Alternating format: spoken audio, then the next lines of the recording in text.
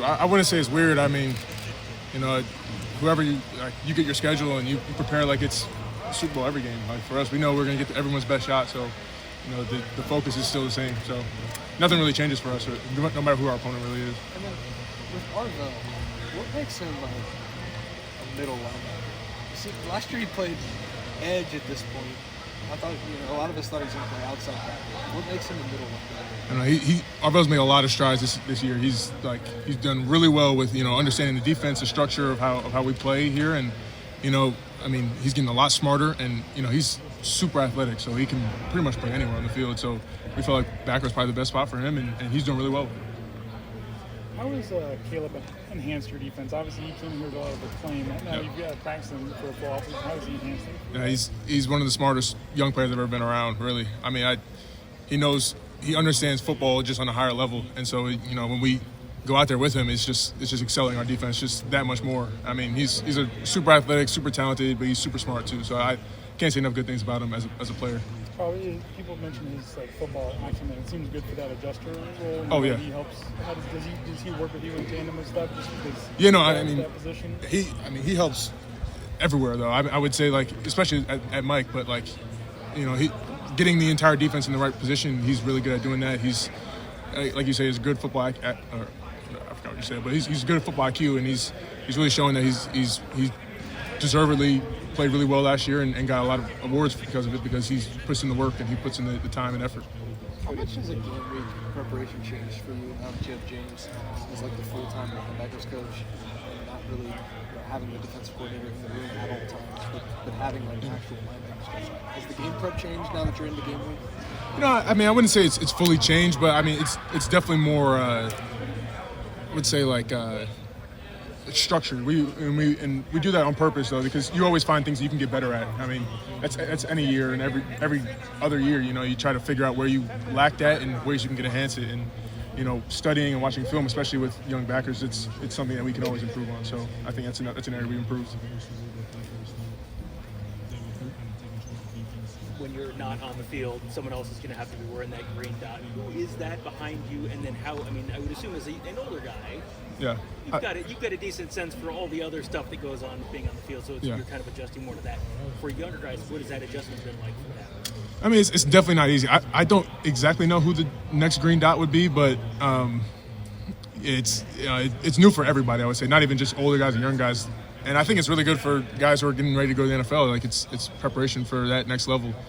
It's not very easy, but it's getting used to having to communicate on a different level. It's at home games especially going to be tough if you got 100,000 people screaming on third down. You got to be able to communicate effectively, quick, and really make your voice heard in ways that maybe you didn't have to earlier with signals. So it's just gonna be an adjustment, but there's always adjustments in college football. How weird is it for you to be at home, but you might have the disadvantage? Is that weird for you?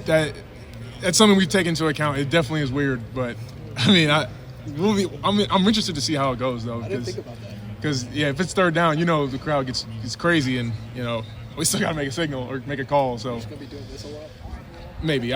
We're not sure yet. We'll see how it goes. We're definitely going to be learning on the fly though, because it's something no one's done in college football. So it'll be interesting. I know whenever you guys play Penn State or wherever, there's you can pump in car noise to practice to kind of prepare for that. Do you guys do that defensively? Are you prepared for that? For your role for that? Yeah. We've done that, especially during camp. I mean, that's for anybody though. When you're going to have big crowds, I mean, we prepare for all that. Coach J does a really good job to make sure we have all those bases covered.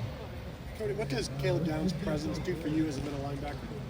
I mean, it's really just like a security blanket, really. I mean, he's super smart. I was telling you earlier, his football IQ is super high. So, it's just another level of another coach on the field pretty much. So, he's super athletic, super talented, but super smart. And he takes the time off the field really, really intently, and he does really well. Does he allow you guys to be more aggressive on defense? I mean, aggressiveness really determines it's probably around whether the trends of the game, really. I mean, you're not going to really just send guys no matter what because you have a good safety back there. But, it depends on what Coach Knowles is really thinking. So, I can't really speak to at all times. So. Sonny's moved around a lot. But the other day, Jim mentioned that he can play Will and he can play Mike at times. He wants to give you a rest. What does that say about Sonny that he's able to learn both those linebacker spots so quickly? I mean, in all honesty, it really speaks to his work ethic. He's in the meeting room all the time. He's always watching film, always doing all this stuff to, just for a shot to play whatever position he's playing.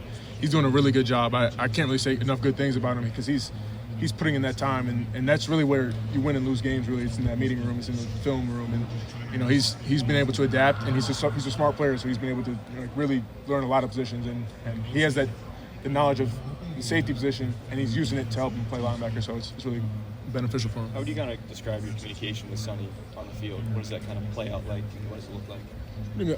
Communication and when he's right next to you, how do you guys communicate? I mean, it's first of all now because of the radios now we're it's first called, but we try to make sure we know exactly what we're doing at all times because when bullets are flying sometimes it gets a little crazy, but I mean that's one thing that comes with a lot of reps. It's being able to know what they're thinking before they really think it because you've gotten so many reps together. So that's what we're trying to really develop now and try to get in that same wavelength, same page. Is that where that film room stuff you're talking about with kind of comes into play? Yeah, no, he's and he asked me a lot of questions just learning about playing linebacker, and I mean he's more far along than just learning linebacker. He's a full-time backer now, but he's been doing really well just asking questions and getting to know the ins and outs of how to play backer.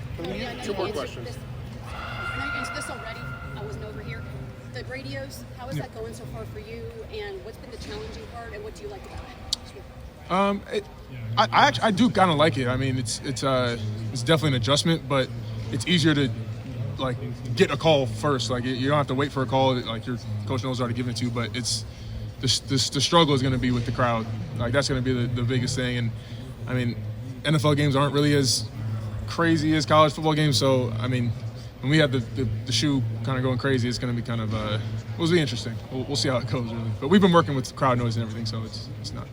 What is it actually like in your ear? When does it, we know it turns off in 15 seconds. When does it turn on? What are you hearing? How quickly are you getting the play call? Do they stop talking so you can relay the play call? And then do you hear more about hey, watch this guy if Coach Knowles can get your ear? Yeah, I mean, I know it's 15. I mean, I'm assuming it's open once the next play is over. There'll be enough time for us to get a call, but I'm not super worried about that. It's really just. We get our call and then we'll relay it, and it's not too much gymnastics really. It's pretty simple. The struggle is just going to be sometimes those mics go out, sometimes something happens, so you have to be able to work on the fly and adjust. Last question. In the past, it's been the middle linebacker can relay plays, but also kind of lead the entire 11. Now that you have to bark out orders, kind of tell them what the play call is, you had to adjust the way that you communicate leadership-wise on the field. Nothing really changes. I mean, even if we were in signals, I'm yelling the call out, and I'm still trying to get everybody set. So that's not really a big adjustment for me. It's just another layer. But it actually helps you become more vocal as a linebacker, especially for the young backers, because they have to now vocalize what they're thinking and what they're seeing, and I think it's a good thing. So. All right, Cody, thank you. Cool.